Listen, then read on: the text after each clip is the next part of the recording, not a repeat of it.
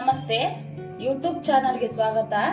ಇವತ್ತು ನಾನು ಬದನೆಕಾಯಿ ಪಲ್ಯ ಮಾಡೋದು ಹೇಗೆ ಅಂತ ತೋರಿಸ್ತೀನಿ ಬನ್ನಿ.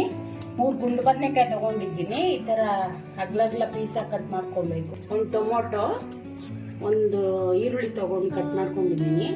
ಸ್ವಲ್ಪ ಕೊತ್ತಂಬರಿ ಸೊಪ್ಪು, ಸ್ವಲ್ಪ ಆಯಿಲ್ ಹಾಕೊಳ್ಳೋಣ. ಎಣ್ಣೆ ಕಾದಿದೆ, ಸ್ವಲ್ಪ ಕೆಂಪಾಗೋದು ಹುರ್ಕೊಳ್ಬೇಕು. ಈಗ ಟೊಮೊಟೊ ಹಾಕೋಣ. ಸ್ವಲ್ಪ ಶುಂಠಿ ಬೆಳ್ಳುಳ್ಳಿ ಪೇಸ್ಟ್ ಹಾಕೋಣ. ಸ್ವಲ್ಪ ಅರಿಶಿನ ಪುಡಿ ಹಾಕೊಂಡು ಚೆನ್ನಾಗಿ ಫ್ರೈ ಮಾಡಬೇಕು. ಇವಾಗ ಕಟ್ ಮಾಡಿ ಇಟ್ಟಿರೋ ಬದನೆಕಾಯಿ ಹಾಕೋಣ.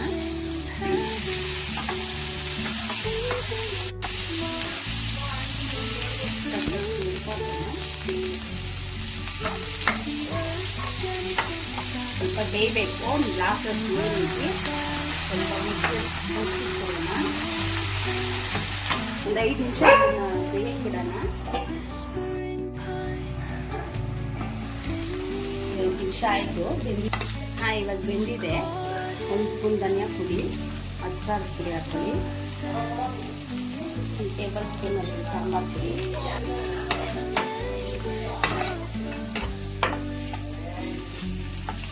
ಇವಾಗ ಆಗಿದೆ ಫ್ರೆಂಡ್ಸ್. ಒಂದು ಬೌಲ್ ಸರ್ವ್ ಮಾಡೋಣ. ಸ್ವಲ್ಪ ಕೊತ್ತಂಬರಿ ಸೊಪ್ಪು ಹಾಕಬೇಕು. ಇವಾಗ ಬದನೆಕಾಯಿ ಪಲ್ಯ ರೆಡಿಯಾಗಿದೆ. ಚಪಾತಿಗೆ, ಅನ್ನದ ಜೊತೆಗೆ, ದೋಸೆಗೆ ಎಲ್ಲದಕ್ಕೂ ತುಂಬ ಚೆನ್ನಾಗಿರುತ್ತೆ. ನೀವೊಂದ್ಸಲಿ ಟ್ರೈ ಮಾಡಿ.